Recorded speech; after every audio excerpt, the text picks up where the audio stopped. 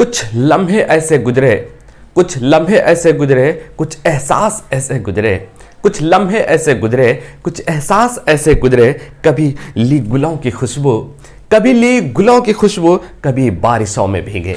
जोहार, आदाब, नमस्कार। मैं जुबैर अहमद। आज की जो मैं कहानी आपको सुनाने जा रहा हूँ, ये कहानी है एक घमंडी स्टूडेंट की, और घमंडी होने की वजह से उसको कितना ठोकर खाना पड़ता है, आज इस चीज़ का हम लोग डिस्कस करेंगे। एक बार एक स्टूडेंट ज़िले में टॉप करता है, मैट्रिक का परिणाम आता है और मैट्रिक में ज़िले में टॉप करता है। उसके बाद इंटर का परिणाम आते हैं, इंटर में भी ज़िले में टॉप करता है और माँ बाप उससे नाखुश थे।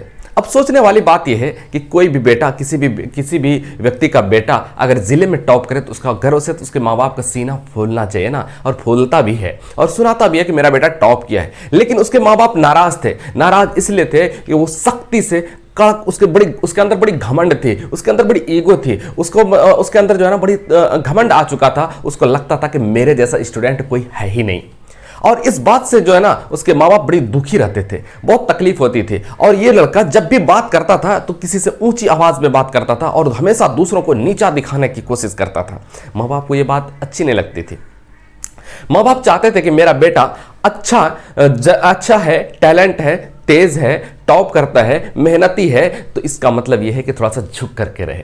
देखते ही देखते समय का पहिया भी तेजी से चल रहा था। देखते ही देखते उसका स्नातक हो जाता है, ग्रेजुएट हो जाता है, ग्रेजुएशन कंप्लीट हो जाता है। जब ग्रेजुएशन कंप्लीट हो जाता है, अब वो आता है नौकरी की तलाश में। अब नौकरी की तलाश में तैयारी करता है, प्रतियोगिता परीक्षा की तैयारी करता है, बहुत एग्जाम देते हैं। लेकिन एग्जाम में दर दर की ठोकरें खाता है, ठोकरें खाता है, पीटी निकालता है, मेन एग्जाम पास करता है। और जब इंटरव्यू की बात आती है, इंटरव्यू में उसका बोलने की जो आदत थी, तेज बोलने की आदत, दूसरे को नीचा दिखाने की आदत, इंटरव्यूअर को नीचा दिखाने की आदत जो थी ना, ये इंटरव्यूअर को बड़ी अखड़ती थी, बड़ा उसको अजीब लगता था। वो हमेशा छटा जाता था, कहता कैसा बदतमीज है, ये तो बात करने का तरीका नहीं, इसको कैसे सिलेक्शन इसका होगा।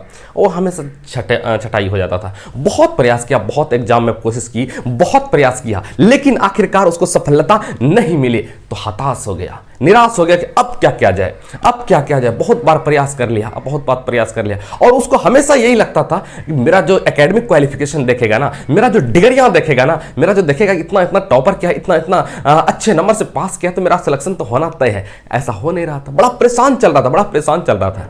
एक दिन एक रास्ते से उसका गुजरना होता है, तो उसके हाई स्कूल के हेडमास्टर से मुलाकात हो जाती है। हाई स्कूल से हेडमास्टर की मुलाकात होती है और वो कहते हैं प्रणाम। हाई स्कूल के टीचर भी उसको प्रणाम करते हैं, पूछते हैं क्या हाल समाचार है, कहाँ जा रहे हो। तो विद्यार्थी सारी बात बताता है, और हेडमास्टर साहब तो पहले से ही वाकिफ थे इनके बारे में कि इनको ये तो एक नंबर का बदतमीज है, पढ़ने में जरूर तेज है लेकिन बदतमीज है। कहा कि बेटा तुम चलो मेरे साथ उसके चलते हैं। डेरा पर जाते हैं और कहते हैं कि बेटा आज हम खाना बना रहे हैं, तुम खाना खा करके ही जाना।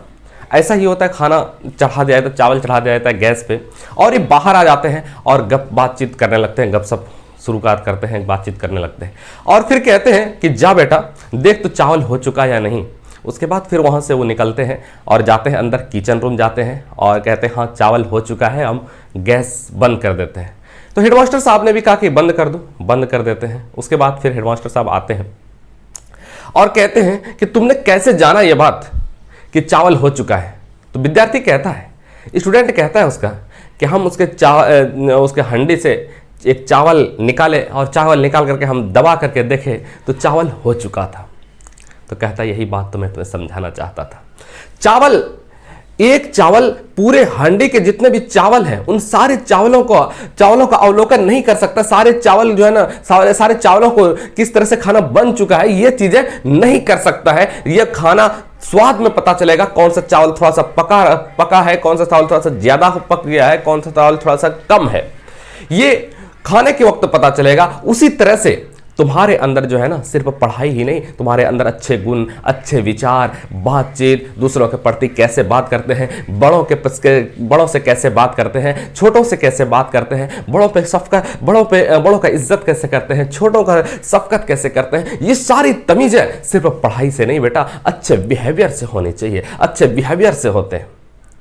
उस दिन समझ गया विद्यार्थी कहता है, माफी मांगता है टीचर से, कहता है कि आप आज के बाद मैं ऐसा कभी नहीं करूंगा और आज के बाद में मेरे अंदर पूरी बदलाव आप देखेंगे। और वहां से पूरी एनर्जी के साथ आते हैं और लग जाते हैं कामों में, और फिर कुछ ही दिन में वो बहुत बड़े पद पर उनकी सिलेक्शन हो